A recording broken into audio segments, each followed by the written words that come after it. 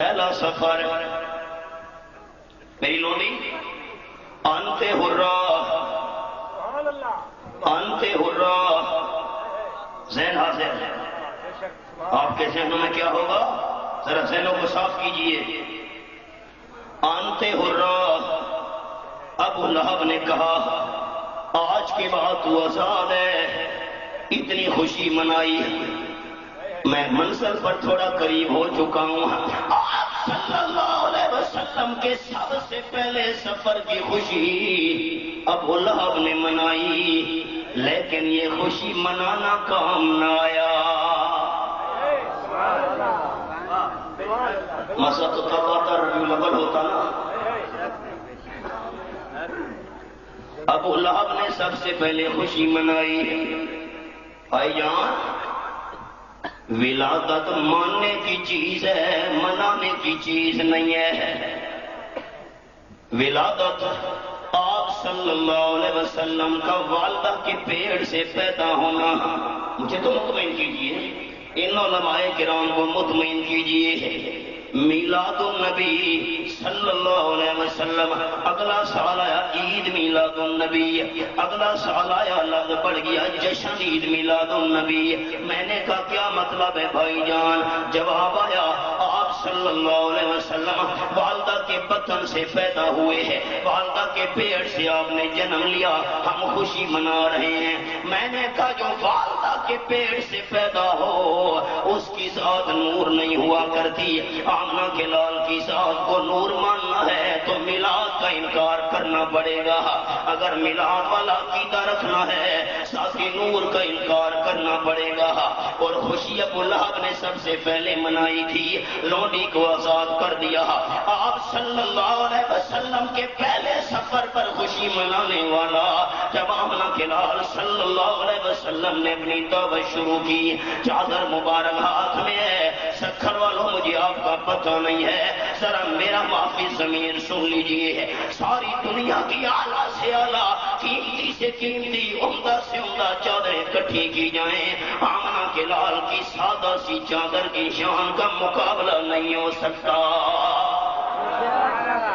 چادر ہے ہلا رہے ہیں.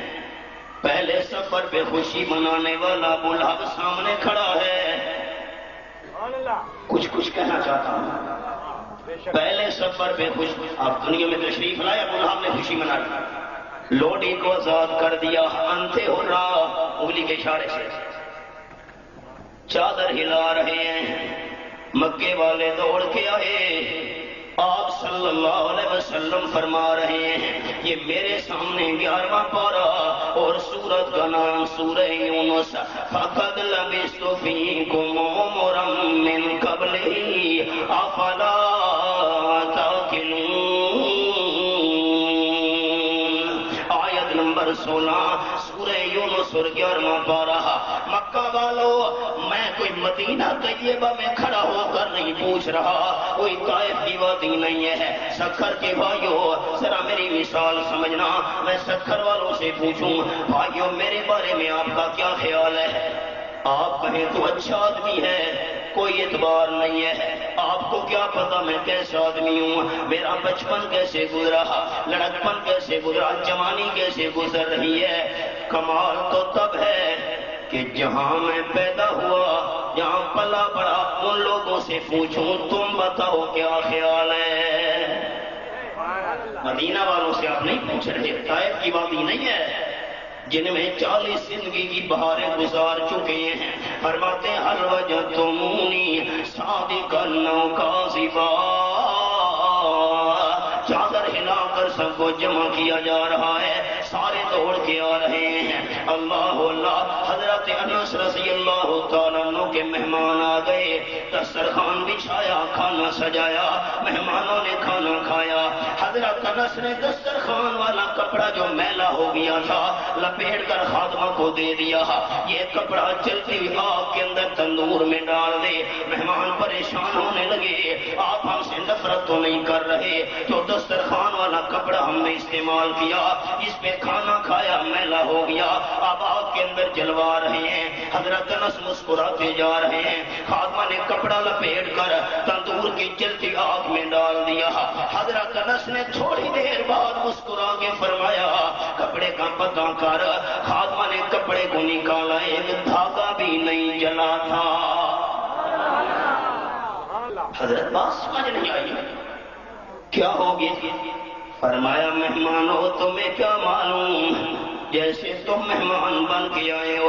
اللہ کے محبوب صلی اللہ علیہ وسلم مہمان بن کر میرے غریب خانے پہ تشریف لائے تھے. آپ نے کھانا کھایا تھا. کھانا کھانے کے بعد اس کپڑے سے آپ نے ہاتھ مبارک صاف کیے تھے. جب سے آپ کے ہاتھ اس کپڑے کو لگ گئے, کپڑا میلا ہو جائے, مجھے پانی سے دھونے کی ضرورت ہی نہیں رہتی. بھڑکتی آگ میں ڈلوا دیتا ہوں, اللہ آئینے سے زیادہ صاف کر کے واپس کر دیتا ہے. یہاں تو چادر کو ہاتھ لگے ہوئے ہیں, چادر ہلائی جا رہی ہے. اللہ آپ صلی اللہ علیہ وسلم سب کو جمع کرنے کے بعد پوچھ رہے ہیں 40 قیمتی سال. میں نے ایک لفظ بولا ہے بھائیوں کی توجہ کے لیے, مولانا قیمتی سال. میں زندگی کے 40 قیمتی سال تمہارے اندر گزار. میرے قابلین کا عقیدہ سن لیجئے, مجھے آپ کا پتہ نہیں.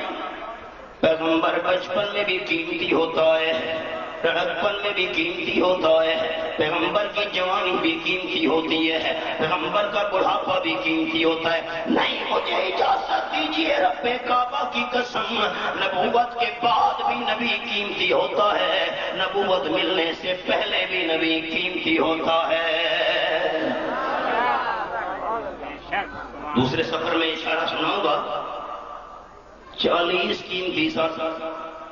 ایک کوشچن ہے میرا, فرمائیے کیا پوچھنا چاہتے ہیں؟ 40 قیمتی سال جو میں نے گزارے ہیں, تم نے میری زندگی کے اندر سچ کے علاوہ بھی کچھ دیکھا ہے کہ نہیں؟ سارے بیک زبانوں کے بول اٹھے, قالوا جربنا لک مرارا ما رأینا فیک الا صدقا. آمنہ کے لال صلی اللہ علیہ وسلم, ایک موقع ہوتا تو ہم بھول سکتے تھے, 2-3 چانس ہوتے تو ہمیں غلطی لگ سکتی تھی. یہاں تو مرارا مرارا ہم نے بار بار کئی بار پارا آپ کا تجربہ کیا ہے. مارائنا فیک الا صدقا, ہمیں تو ایک لمحے کے اندر سچ ہی سچ نظر آیا ہے. اللہ کے محبوب صلی اللہ علیہ وسلم یہاں پر آپ قدم رکھ دیں, وہاں صداقت کی بہار کھل اٹھتی ہے. آپ نے فرمایا اگر میں تمہیں کہوں جس پہاڑ کی چوٹی پہ میں کھڑا ہوں, پیچھے دشمن کا لشکر چھپا ہوا ہے, تم پہ حملہ کرنے والا ہے, مان لو گے؟ 1 منٹ ہمیں ذرا مہلت دیں. کس بات کی مہلت؟ 1 منٹ. چند بندوں کو پر چڑھایا, چوٹی پر کھڑے ہو کر پیچھے دیکھو, واپس آ کر رپورٹ دو. بندوں نے چڑھ کے دیکھا, واپس آ کر کوئی لشکر نہیں ہے. کیا کہہ رہے ہیں؟ انہوں نے کہا کوئی لشکر دشمن کا یہاں نہیں ہے, آتا ہوا بھی نظر نہیں آ رہا. آپ صلی اللہ علیہ وسلم سے مکے والوں نے کہا ہمارے بندوں نے چیک کیا ہے, دشمن کا کوئی لشکر پہاڑی کے پیچھے نہیں ہے. دور سے لشکر آ رہا ہوتا, کم از کم گھوڑوں کے ٹاپوں کی آواز ہوتی, کم از کم تیروں کی آواز آتی, تلواروں کے بجنے کی آواز آتی, ہتھیاروں کی چمک ہمیں دکھائی دیتی. لشکر ہے بھی نہیں اور آ بھی نہیں رہا. محبت بڑا جملہ سننا, سبحان اللہ کی گونجائے تو ایمان تازہ ہوگا. پکے والے کہنے لگے دشمن کا لشکر موجود نہیں ہے, آپ اگر فرما دے تو ہم مان لیں گے. ہماری آنکھیں غلط ہو سکتی ہیں, آمنہ کے لال آپ کی زبان غلط نہیں ہو سکتی. اتنا اعتبار ہے. جب میں نے مخلوق کے معاملے میں جھوٹ نہیں بولا, خالق کے معاملے میں جھوٹ کیسے بول سکتا ہوں؟ کیا ایھا الناس قولوا لا الہ الا اللہ تفلحون. مکہ والوں زبان سے اقرار کر لو، اپنے دل سے تصدیق کر لو، دل میں مان لو، زبان سے بیان کر دو، اللہ کریم کے بغیر الہ کوئی نہیں۔ جاگ رہے ہو؟ پہلے سفر پر خوشی منانے والا بھول گیا کون؟ آج سب سے بڑا دشمن بن کر سامنے آ رہا ہے۔ لا الہ الا اللہ۔ سکھر کے علماء اجازت دیں کہ شیخ پنڈی والوں کی بات کروں۔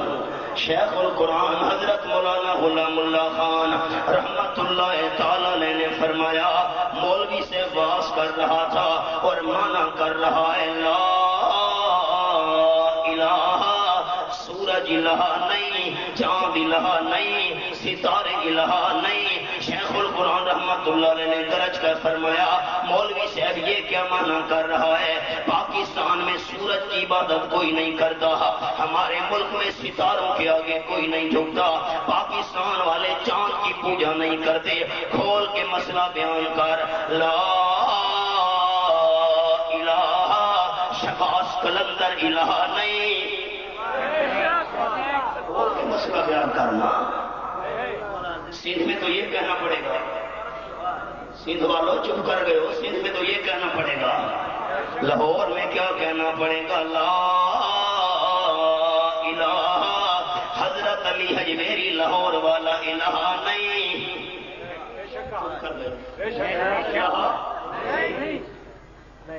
چلو میرے ساتھ، راول پنڈی میں کہنا پڑے گا لا الہ، امام بری الہ نہیں۔ جھنگ میں کیا کہنا پڑے گا؟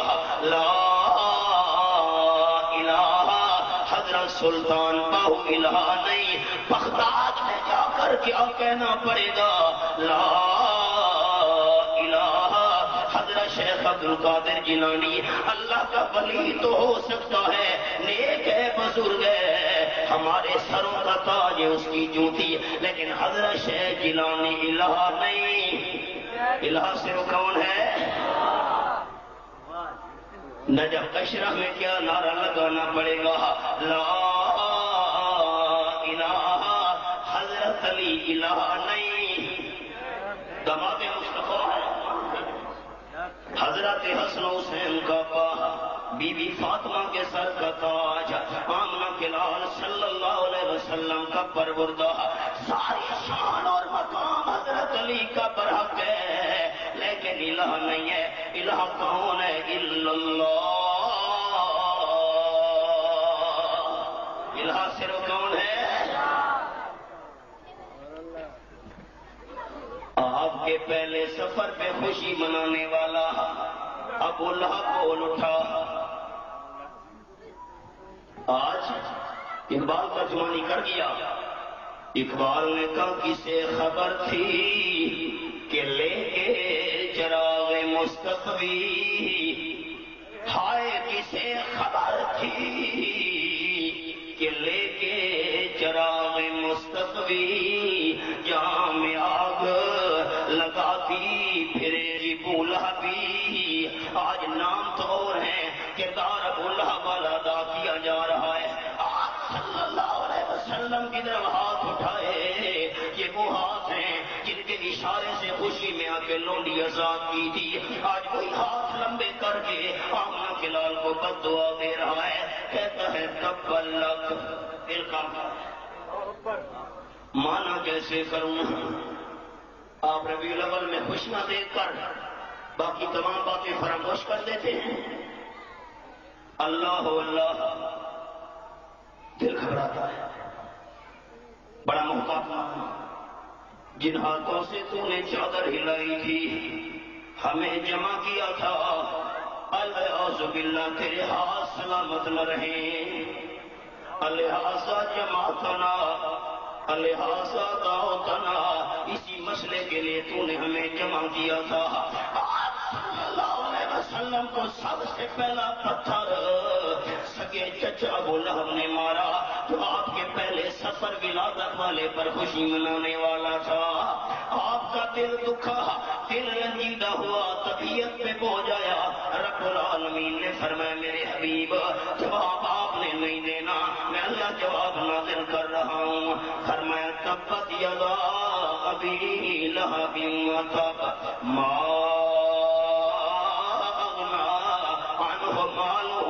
وما كسب سيصلى نارا ذات لهب وامرأته حمالة الحطب في جيدها حبل من مسد۔ ابو لہب ہاتھ تیرے تباہ و برباد ہو جائیں، دونوں ہاتھ تیرے ٹوٹ جائیں، خود بھی ابو لہب تباہ و برباد ہو جائے، دونوں ہاتھ ٹوٹ بھی گئے، تباہ و برباد ہو بھی گیا۔ اللہ فرماتے ما اغنی عنہ مالہ، ابو لہب کا مال بھی اس کے کام نہ آیا۔ کچھ کہنا چاہتا ہوں دنیا داروں، سرمایہ داروں، دولت کی مستی میں آ گئے، دو چار جیب میں ٹرکے آ گئے، بندے کو بندہ ہی نہیں سمجھتے۔ مثال ذرا دھیان سے سننا میرے بھائیوں، اب یہاں سندھ سے جب پنجاب کی طرف جائیں، یہ کشمور کے علاقے سے آگے قصبہ ہے کوٹ مٹھن، خواجہ غلام فرید سے وہاں گزرے، مجلس لگی ہوئی ہے، ایک سندھ کا رہنے والا مرید کھڑا ہو گیا، خواجہ صاحب ایک مسئلہ پوچھنا ہے۔ خواجہ صاحب نے فرمایا پوچھ۔ اس نے کہا مسئلہ جی میں سندھ کا رہنے والا مرید ہوں آپ کا، مسئلہ یہ ہے کون سی بات لوگوں کو زیادہ جہنم لے جائے گی، بس یہ مسئلہ۔ پھر سکھر کے دوستوں نے غور کیا سوال، کون سی بات لوگوں کو زیادہ جہنم لے جائے گی؟ بیٹھ جا، خواجہ صاحب نے فرمایا بیٹھ جا، سندھ کا مرید بیٹھ گیا۔ خواجہ صاحب نے فرمایا تو نے بہت بڑا سوال پوچھا، یہ معمولی سوال نہیں ہے، کون سی بات لوگوں کو زیادہ جہنم لے، بیٹھ جا کل جواب دوں گا۔ بندہ بیٹھ گیا، انشاءاللہ کل جواب آئے گا، کل کی مجلس میں۔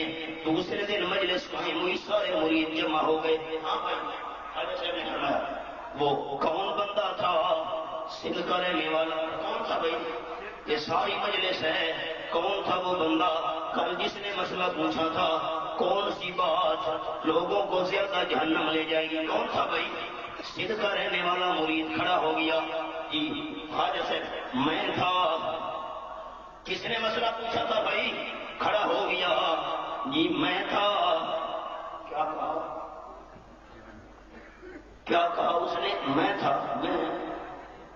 خواجہ صاحب نے کہا کیا کہہ رہے ہو؟ کہا جی آپ پوچھتے نا کس نے مسئلہ پوچھا تھا؟ میں تھا۔ خواجہ صاحب نے فرمایا یہی میں تو لوگوں کو زیادہ جہنم لے جائے گی۔ اور کرو میں، میری دولت میں، میرا مال میں، میری جائیداد میں، میرا عہدہ اور میرا مقام میں، یہی میں تو لوگوں کو زیادہ جہنم لے جائے گی۔ نوشیروان کے در پہ لکھا تھا باب سر، سونے کے پانی سے لکھ دیا گیا، نوشیروان کے در پہ لکھا تھا باب سر، اس منزل غریب کے ساکن کہاں گئے؟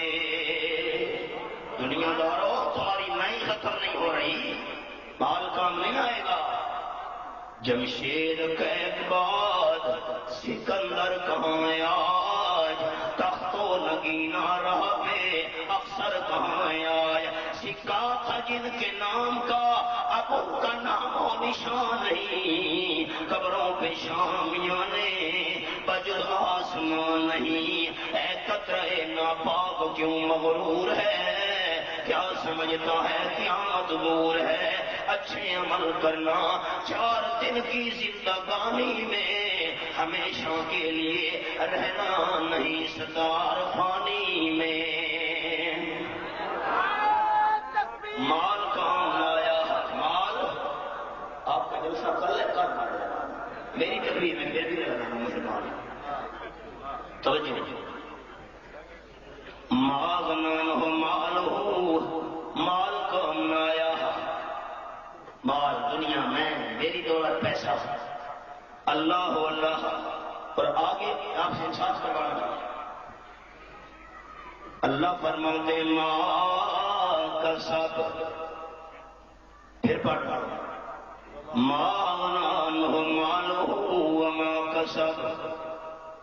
ذہن صاف کرنا قرآن ہے. بے شک سبحان اللہ. میں قرآن کی صداقت کے مقابلے میں کوئی بات آپ کی نہیں مانوں گا. ملاتی ملا کہہ رہا ہے لوگوں کو دھوکہ دینے کے لیے جس انگلی کے اشارے سے ابو لہب نے آپ صلی اللہ علیہ وسلم کی پہلے سفر ولادت کی خوشی منائی تھی، ابو لہب کو بعد میں خواب کے اندر دیکھا گیا، پوچھا گیا کیا بنا؟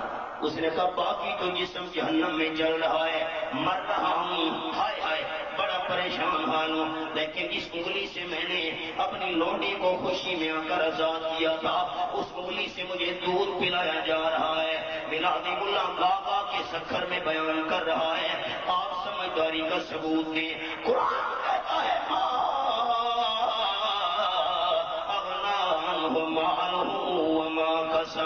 ابو لہب کا مال بھی اس کے کام میں آیا.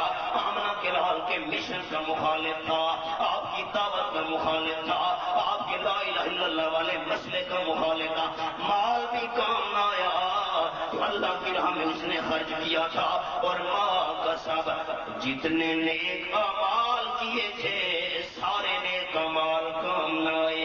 انگلی کے اشارے سے لوڈی کو آزاد کیا تھا، ماں اغنا یہ بھی کام نہ آیا. بیت اللہ کے طواف کیے تھے، ماں اغنا عنہ مالہ وما کسب. جو اللہ کی عبادت کی تھی اللہ فرماتے ماں کسب سارے کے سارے نیک اعمال کام نہ آئے. اب آپ بتائیں یہ انگلی والی روایتیں سچی یا قرآن سچا؟